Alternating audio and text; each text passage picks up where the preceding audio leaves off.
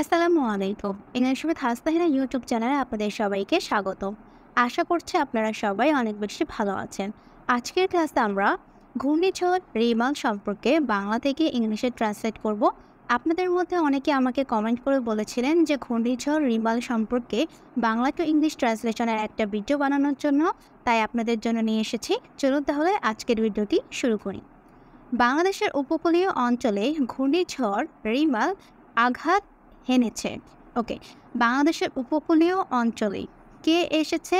ঘূর্ণিঝড় রিমাল। তাহলে আমাদের এখানে সাবজেক্ট হচ্ছে ঘূর্ণিঝড় রিমাল। ওকে, ঘূর্ণিঝড়ের ইংলিশ হচ্ছে cyclone. Cyclone cyclone Remal. Remal. Okay, আঘাত হেনেছে। আঘাতের ইংলিশ হচ্ছে হিট। যেহেতু এখানে এনেছে, এটা কোন টেন্স? Present perfect tense. তাহলে আমরা বলবো হ্যাজ। Has hit. হিট হচ্ছে একটা ভার্ব যার মানে হচ্ছে আঘাত। হিটের প্রেজেন্ট, পাস্ট, পাস্ট পার্টিসিপল সবগুলোই কিন্তু same. Okay, cyclone Remal has hit মানে আঘাত হেনেছে। কোথায়? বাংলাদেশের উপকূলীয় অঞ্চলে। তাহলে উপকূলীয় ইংলিশ হচ্ছে coastal. Okay, coastal. Coastal areas. Okay, areas of কোথায়? বাংলাদেশ। তাহলে অফ বাংলাদেশ। বাংলাদেশ। কোনো দেশের বা কান্ট্রির নাম কিন্তু ফার্স্ট লেটারটা ক্যাপিটাল লেটার হয়। Okay, cyclone Remal has hit coastal areas of Bangladesh. এতে 84 লাখের বেশি মানুষ স্বাস্থ্য, পুষ্টি, স্যানিটেশন ও নিরাপত্তাহীনতার ঝুঁকিতে পড়েছে। ওকে, এতে তাহলে ইন দিস মানে হচ্ছে এতে। কি বলা হয়েছে? 84 লাখেরও বেশি। তাহলে আমরা বলতে পারি more than. More than 84 lakhs. More than 84 lakhs people. Okay, মানে মানুষ। পিপল ঝুঁকিতে পড়েছে। ঝুঁকিতে পড়ার ইংলিশ এটা প্রেজেন্ট টেন্স। তাহলে আমরা বলতে পারি are at risk. Okay, are at risk of কিসের ঝুঁকিতে পড়েছে? স্বাস্থ্য। তাহলে স্বাস্থ্যের ইংলিশ হচ্ছে হেলথ। হেলথ। পুষ্টি। পুষ্টির মানে হচ্ছে নিউট্রিশন। নিউট্রিশন। স্যানিটেশন। স্যানিটেশন মানে হচ্ছে স্বাস্থ্যসম্মত আর কি। Sanitation and insecurity. Okay, security, RITY. Okay, cyclone Rimal has hit coastal areas of Bangladesh. In this, more than 84 lakhs people মানে হচ্ছে 84 লাখেরও বেশি মানুষ আর এট রিস্ক মানে ঝুঁকিতে পড়েছে of health, nutrition, sanitation and insecurity, যার মধ্যে রয়েছে 32 লাখ শিশু। যার মধ্যে তাহলে অ্যামাং দ্যাট মানে হচ্ছে যার মধ্যে রয়েছে। এখানে কি আছে? রয়েছে। এটার জন্য আমরা দেয়ার আর বলতে পারি অথবা শুধু আর ব্যবহার করতে পারি, কোনো অসুবিধা নেই। ওকে, অ্যামং দ্যাম আর 32 lakhs চিলড্রেন। ওকে, শিশু মানে চিলড্রেন। তারপর এই সংকটময় মুহূর্তে আমাদের একমাত্র প্রচেষ্টা ঝড়ে ক্ষতিগ্রস্ত শিশু ও তাদের পরিবারের কাছে প্রয়োজনীয় স্বাস্থ্য বা প্রয়োজনীয় সাহায্য পৌঁছে দেওয়া। ওকে, এই সংকটময় মুহূর্তে at this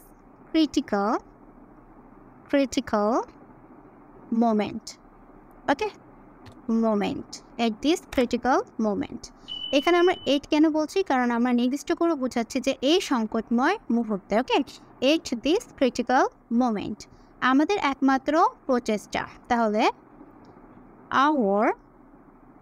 hour only effort.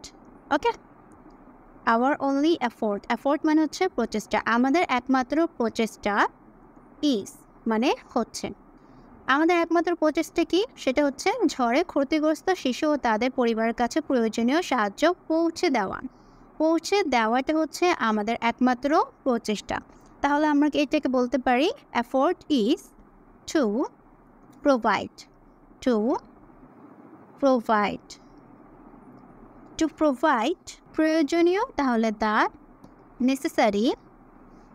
Necessary. The necessary help মানে সাহায্য। হেল্প টু দ্য affected, ওকে, মানে হচ্ছে ক্ষতিগ্রস্ত। To the affected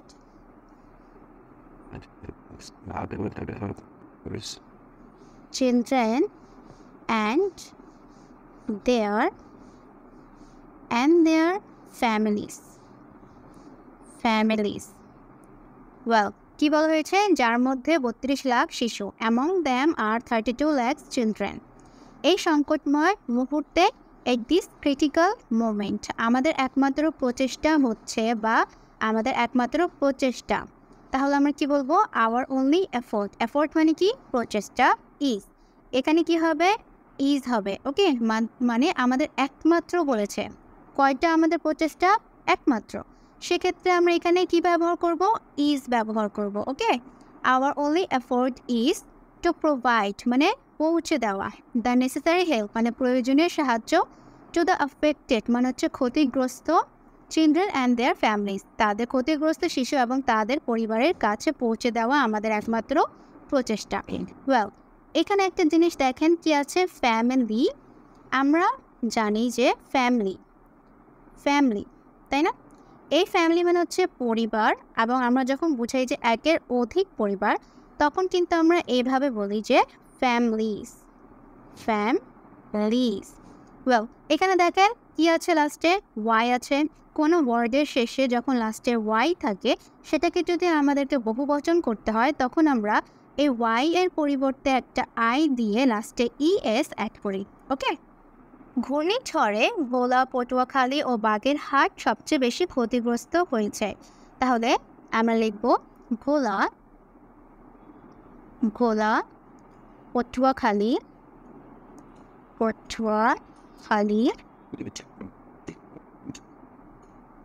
and Bagerhat, ওকে। বাগেরহাট হয়েছে, ক্ষতিগ্রস্ত হয়েছে, তাহলে আমরা বলবো have affected, okay. Have affected the worst,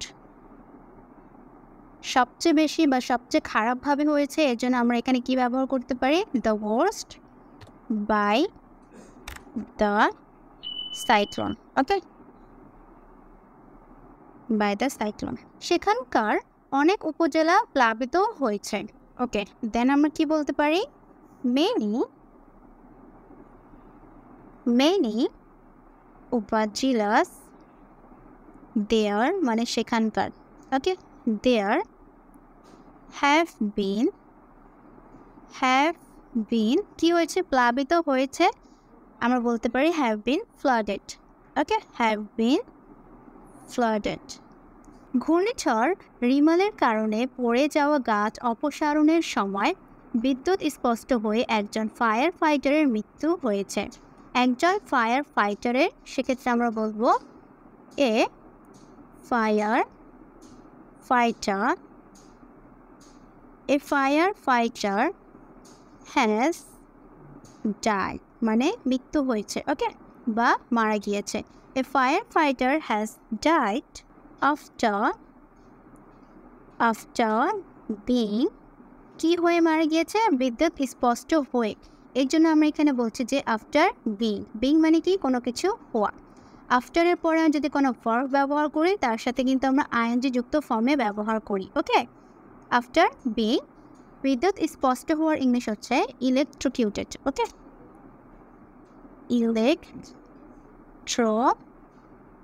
electrocuted. After being electrocuted while removing removing the fallen trees. Okay, the fallen trees due to, oh well, এটা হয়নি, due to সাইক্লোনের কারণে না, তাহলে আমরা কি বলবো? due to cyclone Remal. এখন আপনাদেরকে বুঝিয়ে দিচ্ছি কি বলা হয়েছে। এ ফায়ার ফাইটার হ্যাজ ডাইড মানে মৃত্যু হয়েছে বা মারা গিয়েছে। এখানে যেহেতু এটাও প্রেজেন্ট পারফেক্ট টেন্স, তাই আমরা কি বলবো? যেহেতু একজন ব্যক্তি, তাই এখানে হ্যাজ ব্যবহার করতে হবে এবং ভার্বের past participle form. A firefighter has died after being electrocuted মানে হচ্ছে বিদ্যুৎ স্পষ্ট হয়ে মারা গিয়েছে। ওয়াইল এর পর যদি কোনো ভার্ব থাকে তার সাথে আইএনজি যুক্ত ফর্মে ব্যবহার করব। ওয়াইলটা হচ্ছে একটা preposition. While removing the fallen trees মানে হচ্ছে পড়ে থাকা গাছ অপসারণের সময়। ওকে, ডিউ টু সাইক্লোন রিভাল মানে হচ্ছে ঘূর্ণিঝড়ের কারণে। আশা করছি আজকে এই সাইক্লোন রিভাল সম্পর্কে আমি একদম বেসিক কিছু নিয়ে ভিডিও করেছি, কারণ এটা হচ্ছে অনেক বড় একটা জিনিস। আমি এত বড় ভিডিও বানালে হয়তো আপনারা সবাই বোর হয়ে যাবেন। আর আশা করছি আমরা কিছু হলেও বুঝতে পেরেছি। যার রিকোয়েস্ট ছিল ওনার কাছে হয়তো আমার ভিডিওটা পৌঁছেছে। তো সবাই ভালো থাকবেন। আসসালামু আলাইকুম।